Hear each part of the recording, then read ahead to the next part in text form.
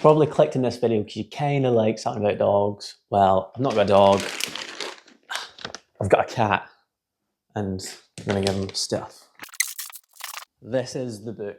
Surprisingly, there doesn't seem to have been like another review in all of YouTube about Noel Fitzpatrick's dogs and their humans, the centre point being the dogs, of course, but the book is written by this guy, Noel Fitzpatrick, who is the Supervet on the UK Channel 4's TV show called The Supervet, or Supervet in the title. It's been going on for a number of years. You can find a lot of the videos on YouTube, and he's basically like he's been a vet for a very, very long time. He does a lot of like big procedures. He has his own practice, and they video a lot of what goes on. It's a really good show to watch if you have any sort of interest in animals or dogs. It's not just dogs in the program. There is, of course, guys like this one over here. Basically, this came out at the end of 2024, so it's pretty recent.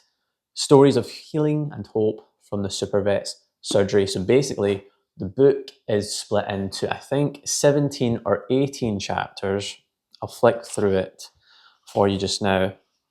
And it goes over different types of dogs and their stories of how they came to find their owner, and then also how they came into the Supervet and how their story went.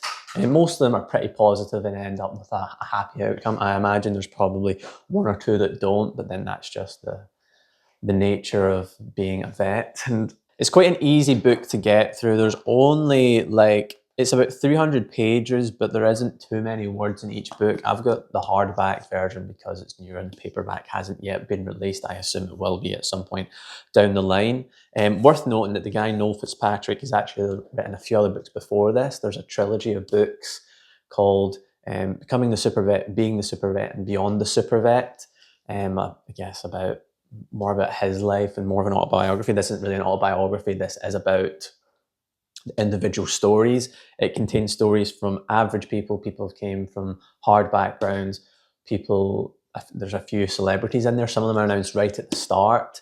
For example, you can quickly flick through the contents and you can see that there's one with the Queen and her corgis a few years back.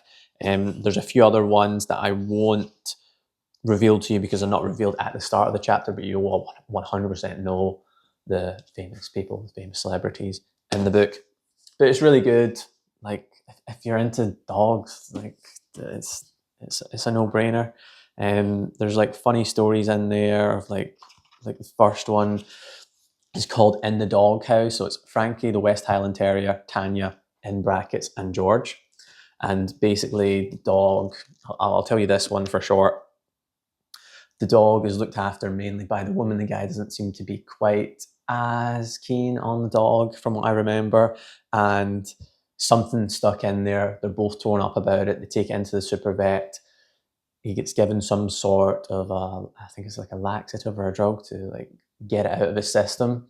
The dog gets out whatever is in its body, and it ends up being like a pair of women's underwear, and the couple eventually split up, and the woman comes back in with the dog later on, and so on. And yeah, it's obviously a bit of a standout story for the Supervet.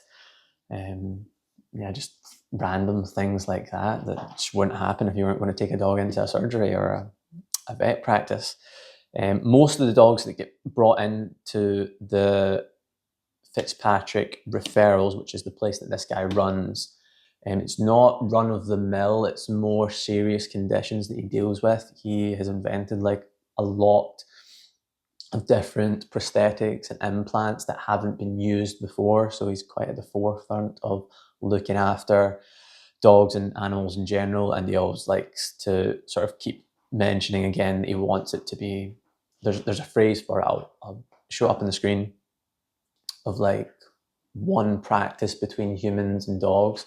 And there's a highlight in it about how dogs and other animals have been used as like medical guinea pigs for human tests in the future to make sure that it's okay for humans to use. And you wouldn't really think that dogs would be the animal of choice. Generally, it would be like a rat or a mouse, perhaps, that would be tested on first. But sometimes it is dogs as well. Not that it should really matter. So he mentions that a lot. Obviously, he cares about animals. He has his own dog as well, here, Kira, border terrier that died a few years ago. He's also done a book on like me and Kira. I think that's a shorter one, just on how they came to be. And I believe he also has a big Maine Coon cat as well.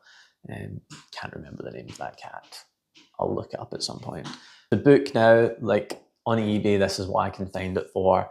I think the price will go down fairly quickly. The Being, Becoming and Beyond the Supervet books are really cheap. I somehow got 2 of them for like £2 on eBay. Someone put up for an auction. That's how much I put down in the auction. I was the only person who bought it, so that was quite ideal. This is obviously a newer book. Those ones are a bit older. My impressions of the book, yeah, I'd give it 5 out of 5. It's a really solid read. I got through it very quickly. It must have been only a few days, but honestly, if you took this on holiday with you, you could probably get through it in a full day. Is there some pictures? There's not any pictures in this. I thought there was there for a second. Just at the front and back. And yeah, like, I mean, if you have a dog, if you like dogs, if you want to learn more about them, if you think you might want to become a vet, or you just want to read compelling stories, this is really good, and they're all real. So yeah, definitely go out and check it.